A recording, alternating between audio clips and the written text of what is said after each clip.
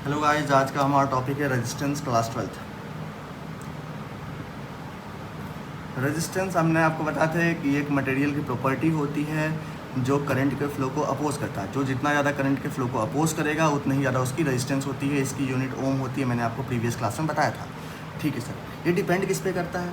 Depend करता है nature of material. Nature of material, ठीक है। नेचर ऑफ मटेरियल जैसे हम कहते हैं मेटल, ठीक है, नॉन मेटल और मेटलॉइड, है ना, मेटलॉइड,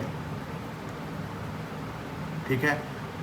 सिंपल भाषा में ये चीज़ समझो, एक चीज़ दिमाग में रखे ना, एक आई बढ़ेगा तो आर घटेगा, ठीक है। अगर आर बढ़ेगा तो आई घटेगा, ठीक है। सिंपल सी बात है। जैसे हम कह दिए metal, metal are good conductor of electricity, मतलब इसमें करंट ज़्यादा है तो रेजिस्टेंस क्या होगा? कम होगा, ठीक है।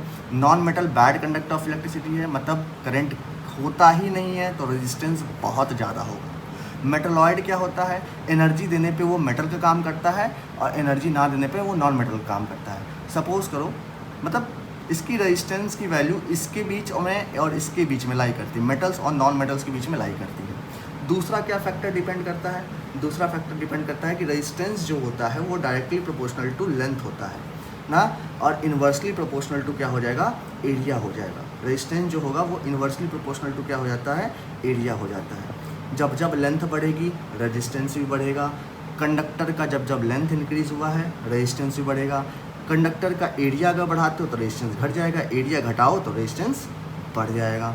इन दोनों इक्वेशन को अगर हम कंबाइन करते हैं तो R is directly proportional to L by A. मैंने कहा था जब जब ये प्राणी हटता है, मतलब डायरेक्टली प्रोपोर्शनल का सिंबल हटता है, तो तब तब क्या आता है? एक इक्वल टू आता है, एक कांस्टेंट आता है, बाकी एज इट इज छाप दो L बाई ए। इस कांस्टेंट को हम लोग कहते हैं रो। रो क्या है? रो को कहते हैं कांस्टेंट, और इसका नाम क्या होता है? रजिस्टिविटी। रजिस्टिविटी वो नेक्स्ट स्लाइड में समझते हैं। रजिस्टिविटी का मतलब, मान लेते हैं कोई कंडक्टर है इतना बड़ा, है ना। अब कोई कंडक्टर है तो इसमें क्या होगा? रेजिस्टेंस होगा, ठीक है सर। अब इस कंडक्टर का ना एक यूनिट लेंथ और एक यूनिट एरिया मैंने काट लिया, ठीक है, और इसको बाहर निकाल लिया, ठीक है सर। तो जाहिर सी बात है इसका जो मतलब लेंथ कितना है? 1 मीटर ना, एरिया कितना है? 1 मीटर स्क्वायर, 1 मीटर स्क्वायर। इसमें जो रेजिस्टेंस होगा ना उसी को हम लोग क्या कहते हैं? रजिस्टिविटी कहें। सर आपको कैसे पता? फार्मूला से देख लो भाई, आर डायरेक्टली प्रोपोर्शनल टू या फिर एल बाई ए, या फिर फार्मूला से निकल R is equal to rho L by A, ठीक है। यहाँ लेंथ को 1 मीटर कह दें और एरिया को भी 1 मीटर स्क्वायर कहते हैं, तो आर इज इक्वल टू क्या हो जाएगा? रो हो जाएगा। किसी कंडक्टर का लेंथ 1 मीटर स्क्वायर कर दिया जाए और उसका एरिया 1 मीटर कर दिया जाए, तब का जो रेजिस्टेंस होगा उसको क्या कहते हैं? रजिस्टिविटी कहते हैं। अगर देखा जाए R is equal to rho L by A, अगर इसमें रो की वैल्यू अगर हम यहाँ से निकालें तो rho is equal to R A upon में एल हो जाएगा। और आर की यूनिट क्या होती है? ओम होती है। एरिया की यूनिट क्या होती है?